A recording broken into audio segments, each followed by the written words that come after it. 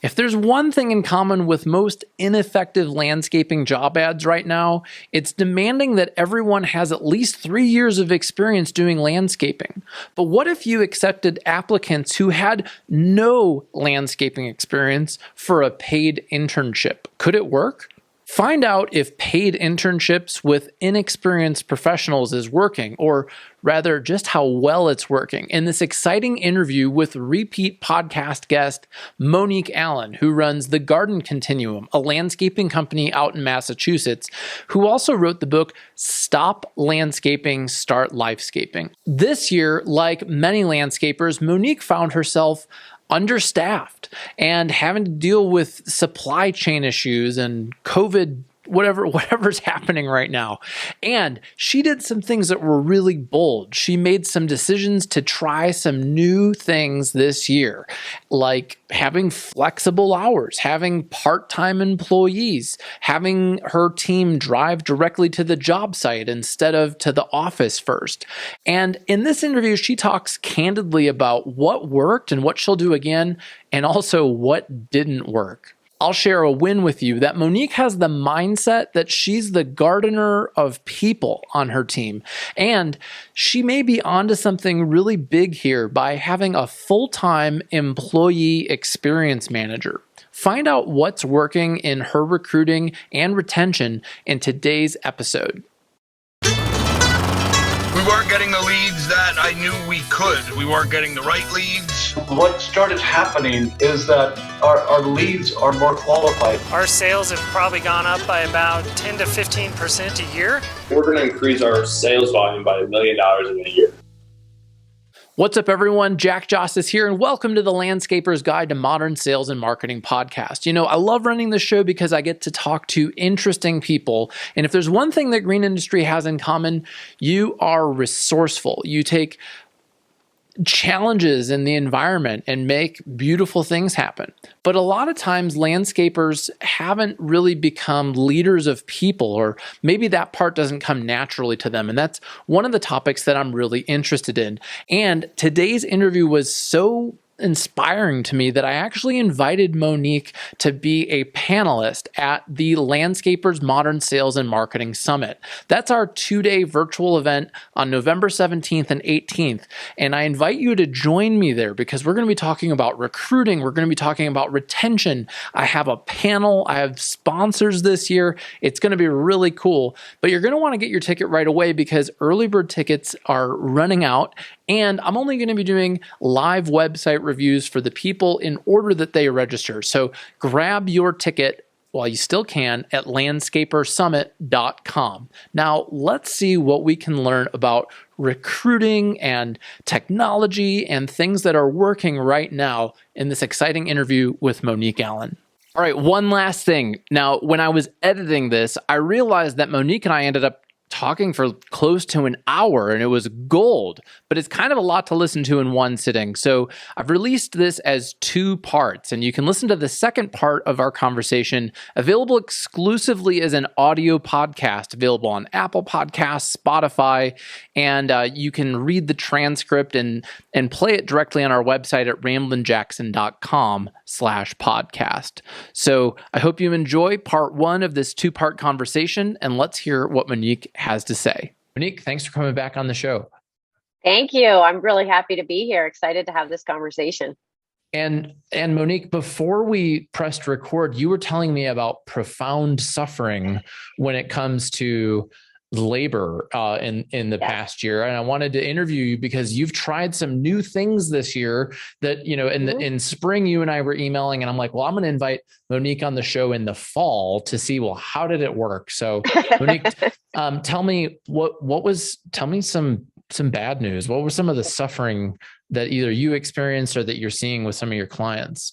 Yeah, absolutely. I do believe that the suffering out there is profound. And the reason why I say that is because we all know as tradespeople that we suffer a little around labor. You know, it's not the first time anybody has ever said, oh, I can't find good help. I mean, we say it, right? Because we really, really want good help.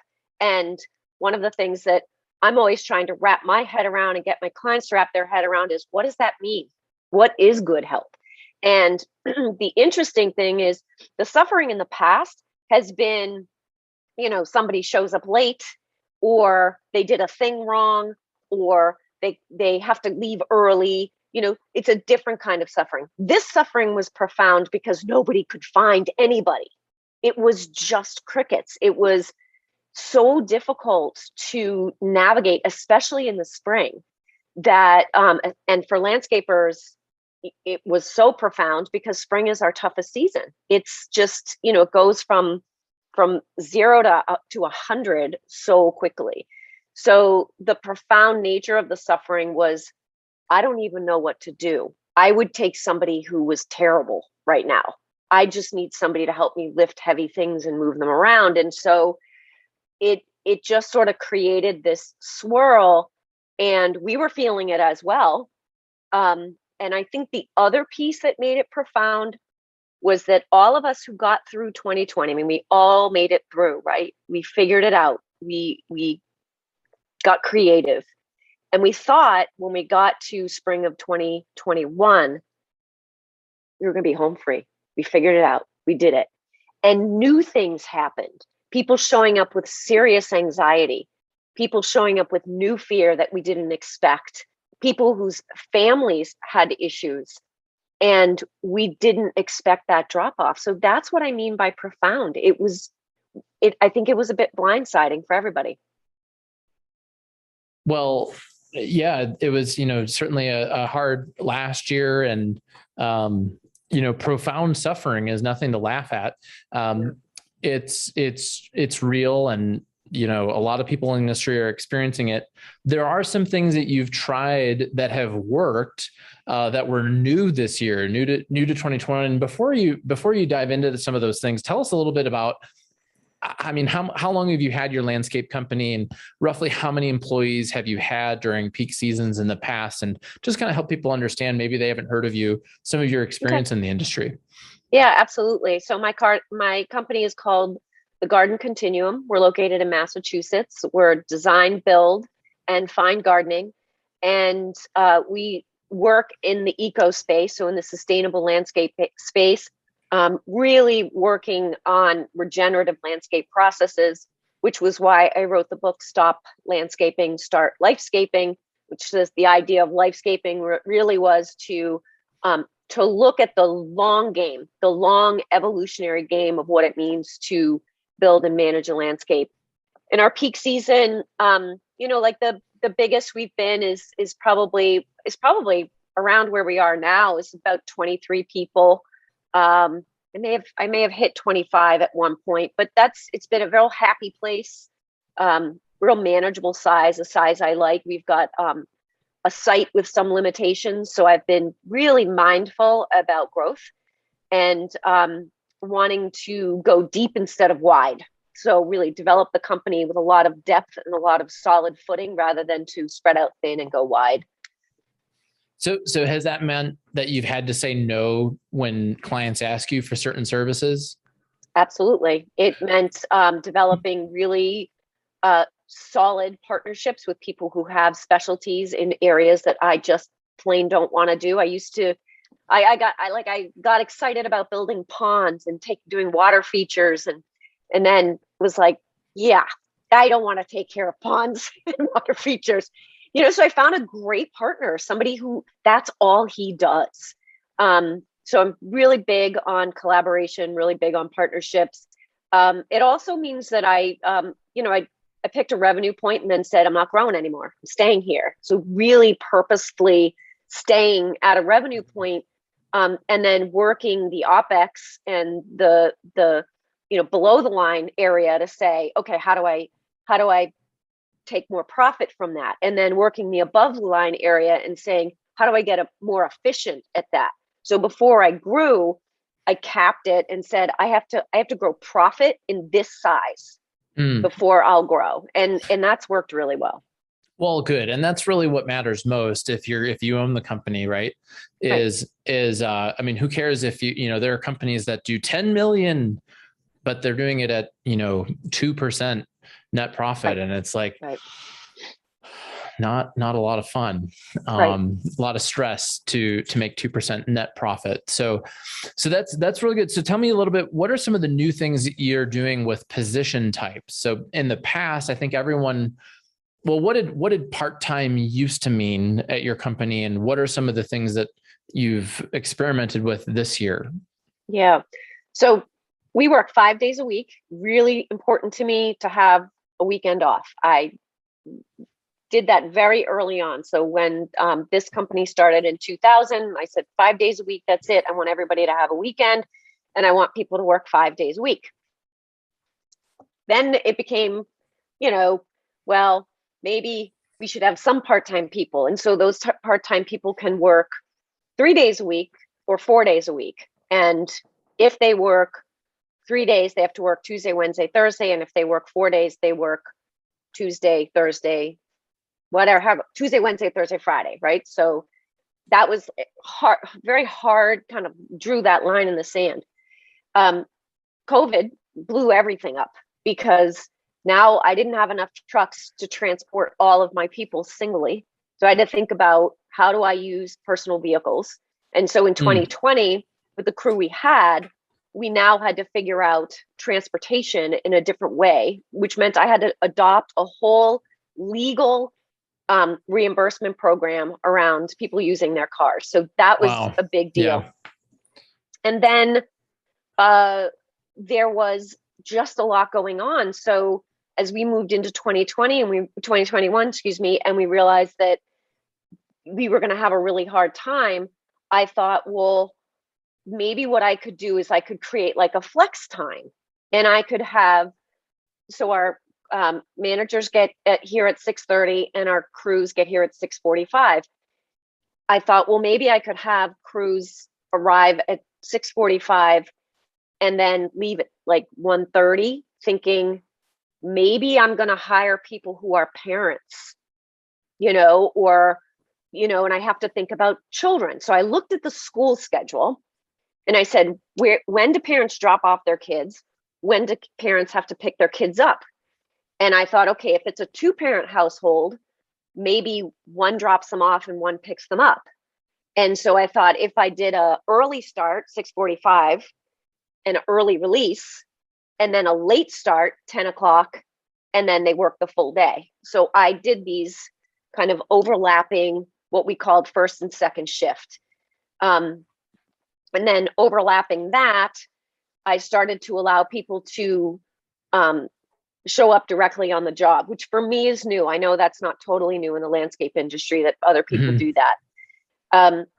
And so little by little, I added these layers. I had the layer of people using their cars. I had first and second shifts. I had part-time, where I was letting people work as little as 2 days a week. And I was trying to cobble a schedule together with all of these bodies. And some of it worked and some of it didn't work. Yeah. So before and I know that you brought a list of what didn't work. Mm-hmm. What did work? What worked? So we're in this labor challenge, right? We're having some things, and I love that you're thinking of adapting, and you're getting into their personal life. Maybe they have kids. What's their school schedule like? So I love where you're heading with this, and you experimented with some things. What stuck? What would you try again that worked? Okay. So 2 things that I didn't mention that I probably should, because this is going to help frame what stuck, is that I developed an internship. So I developed one for the spring. It was a 90-day internship when I did all of this. And I started to pursue people that were not landscapers. People who were, self-proclaimed DIYers, self-proclaimed home gardeners. I started targeting that. And the reason why I did these 2 things, along with all those other things, is because I thought to myself, our industry is exploding. It started exploding in the late summer of 2020 because everybody was home. We don't have the labor pool capacity to support the explode. So we have to be creative and go outside of our industry to find people. Mm-hmm. So I was trying to use specific things. They're DIYers and they are self-proclaimed home gardeners. And I'm going to come up with this flex schedule, shift 1 and 2. And I'm going to allow people to work as little as 2 days a week. And what I will tell you is that going outside of the landscape industry worked really well.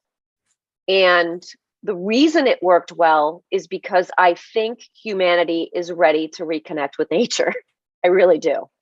And I think that the whole don't be inside and gathering and all of that just reintroduce people to how amazing it is to be outside. We all know that as landscapers. Like, I was out today on a job site placing bulbs and teaching pruning, and I just found myself smiling. It was just awesome. And I'm like, I have the best job in the world, you know? So I think people who, got shoved into their houses and then had to deal with all of the remoteness were like, oh, get me outside. So I actually even hired a client. Really? Yes, because she was like, I'd really like to work with you. I don't want to do my job anymore. And so that went really well. So I really recommend to all your listeners that they think a little bit outside of the box. And the easiest way to do this is to talk to your staff. Talk to your staff and ask them who they know, because the warmer that lead is, the better. And the beautiful thing is, by doing this as an internship, you're only really asking this person to commit for 90 days, which solves your problem, which is for 90 days, right? That 100-day marathon through the spring season, or that 100-day push to get up to winter season. Those 2 seasons, spring and fall, are critical times. And so I just think that worked awesome. And then, so the internship worked awesome. Going outside of the industry worked awesome. Talking to my people, definitely, and getting their input worked really, really well. The flex time thing, that did not work as well as I had hoped. Well, before we dig into what didn't work, tell me more. Was this internship a paid internship? Was it? Yes. So it was a paid internship. And, what range of people did this? Was it high school kids? Was it retired nurses? Nope. Was it? Nope. It was a lot of self-employed people who got ousted from their self-employment, like people who did weddings, people who worked in restaurants, people who, did work that already gave them flexibility, but COVID kind of crushed. So that would, everybody, with the exception of 2 that I hired, were over 30. Okay. And of the 2, one of the people that I hired was he was a sound engineer for theater. And, he had nothing to do. And he's already a hands-on guy, and his mother loved to garden, and you remember gardening with her. He was phenomenal. He was actually so great. He did his 90-day internship, got an awesome gig for some theater, back-to-back theater shows happening in Rhode Island, and then said to me, hey, next summer, for the fall, he said, I'd really like to come back next summer because theater just goes dormant in the summer. So I have somebody who would want to come back, and I don't think he ever would have thought of gardening, and I would have never thought to talk to somebody in the sound engineering world. So it was older. Yeah. And so what kind of work would they actually do for you? So they came in as novice gardeners. So the way they were hired was that they were going to do 90 days, and that they would basically get a 30, 60, 90-day review. And at each one of the reviews, they would have the potential to earn more money. So I hired them quite cheaply, but I did pay them.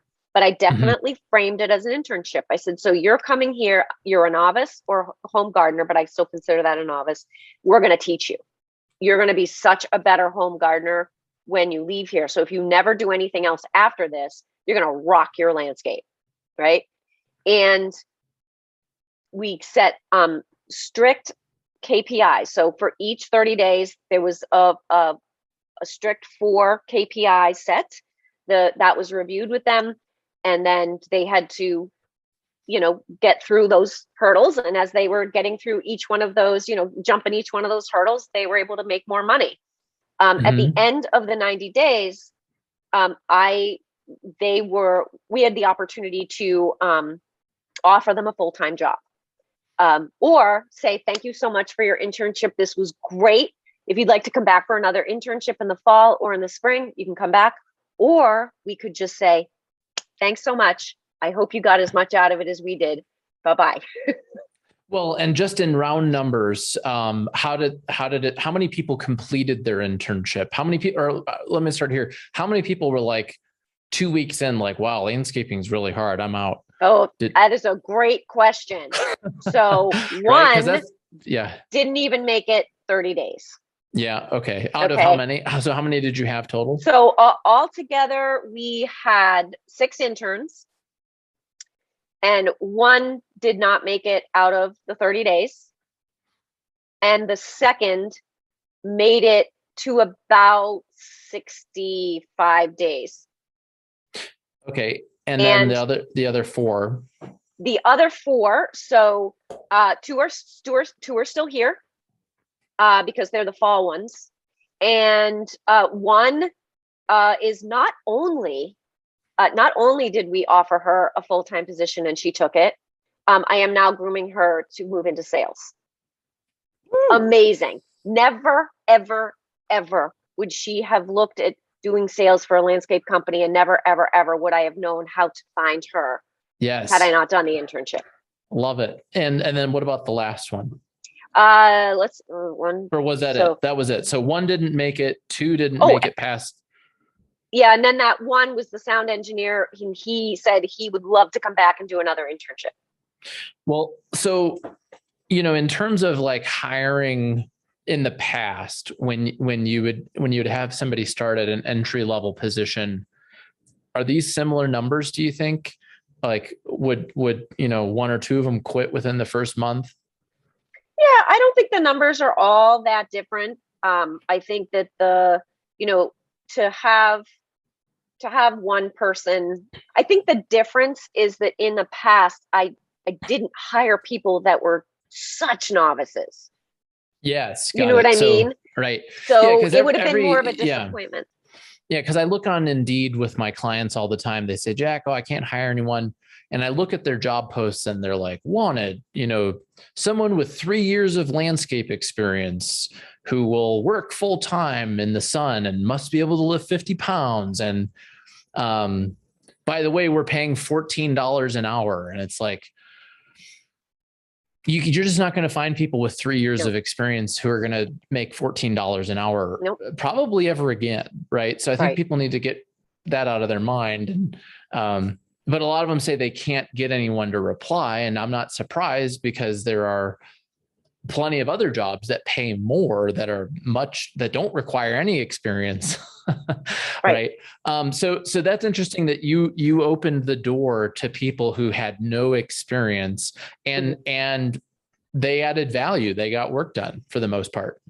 Absolutely. I mean, they taught us, because when somebody comes in so green, no pun intended, but so green, oops. It does. So before we did this, and I think this is really, really important for your listeners too, we had to make sure that our crew leads and our managers were up for this, because we told them, look, it's going to be like Groundhog Day all over again every day, because you're going to get questions. People need to ask the same question a dozen times before it sinks in. It's going to drive you crazy. You need to breathe. You need to figure out that this person isn't stupid. It's just that you've been doing this for 40 years. You forget what it feels like, to do this. So we had to do a lot of training. We did a month-long crew leader training in advance. We did a lot of internal coaching to just help them kind of breathe through not being as productive personally as they would normally be. And then we also, and I can go into this more, just sort of how we onboarded everybody, but We also created a training rate, and we created one-on-one training opportunities. And what that did was allow us to work on client sites at a much slower pace with these people working at a reduced rate than what we normally would charge a client. And so like if our crew was normally a 3-person crew, we might do a 4-person or a 5-person crew with 2 new people, with one of the veterans teaching, and we were still getting income, but it was a far reduced rate, and the clients knew that we were training new staff. So that's one of the things that we talk about at Ramblin' Jackson is expectations versus agreements. And I'm blanking on the author that we learned about that from. I'll put it in the show notes because it's so good. So, expectations and agreements are like actually getting a commitment from your client that the quality is going to maybe be different, or the timeline might be longer, or something is going to be different, and they actually agree to it, versus you saying, hey, we've got these new people and you're expecting that they agree, but they don't. So I'm curious, like, how did you manage that from an account management standpoint? How did you, because people look at your website, they read your reviews, you're the author, they're expecting the A team, and now you're coming in with maybe a potential A team, but it's not. How did you get an agreement from your clients on that? So for me, it was very easy because we have a very warm and what I would say almost intimate relationship with our clients and our properties. So the Life-Scape method actually is an incredibly high touch landscape method. So our clients are informed that when we're coming, and then they are informed of what we did once we leave. So there's a very high touch point. All of our crew leads are on a first name basis with their clients. And oftentimes our clients come out and talk to us. They know the crews by first name. We introduce, this is Nina, she's our intern today. This is JD, this is our intern today. I'm going to be training him on how to do the boxwood. So if you see me over there forever, we're all good. And then, so it's in the conversation. We didn't have to do upfront permission for it because we just embedded it into the conversation. And then we've got a budget, and our directive is not to exceed the budget. We've got, we've got a value range that we have for every year with our clientele. But as long as I'm coming in and I'm not exceeding that, I don't feel like I have to do a whole lot of extra. And then to the point of quality versus time is on me. And that's why I'm reducing the rate. Quality is no different, because even if an intern was there, the vet has to go and make sure that everything is shipshape before they leave. You would never leave it at a lower quality. So I could see this being really frustrating for somebody who has worked with you for a long time, who kind of grew through the ranks, and now they're maybe at a crew leader stage. Were some of the crew leaders really frustrated that they had these really green people on the team this year? I would say that the frustration level this year was lower than in past years because I leaned into it so hard because of past frustration. So past frustration I had seen. They knew they don't know anything. I thought they were going to know more, kind of thing. Yeah. And when we brought someone on who was 3 years in the industry, but you could not get them to toe the line, that would make them crazy. Yes. Because we brought them in as like, okay, they don't know anything. They don't know anything. Like, you have to tell them everything. They were kind of prepped for it. And here's the other thing. If you're moving up the ranks into crew lead and account management, part of your job is to be a trainer. And if you can't do it, you can't be a crew leader or account manager. You actually have to train. It's part of your job. So a big part of what we did in crew leader training in the beginning of the year was to go through all of those things about being a crew leader that have nothing to do, and we can just go back to the E-Myth, nothing to do with being the technician. Right. Actually, except that you know how to do it. But I think frustration level, we had them. We had the moments. I mean, it was like ridiculously hot and then it kept raining. We had them, but we were so prepped for coaching and mentoring each other. that it really was good. Thanks so much for listening to part 1 of our 2-part conversation. While Monique shared a lot of what worked in this one, what's even more interesting is what didn't work around schedule flexibility and more. So see the show notes below to a link to the audio podcast where you can listen to the remainder of our conversation. And I hope to see you at our 2-day virtual summit, the Landscapers Modern Sales and Marketing Summit, on November 17th and 18th, where Monique's going to be on the panel along with a green industry accountant, business coaches, and more. We've got an all-star lineup. Check it out at landscapersummit.com.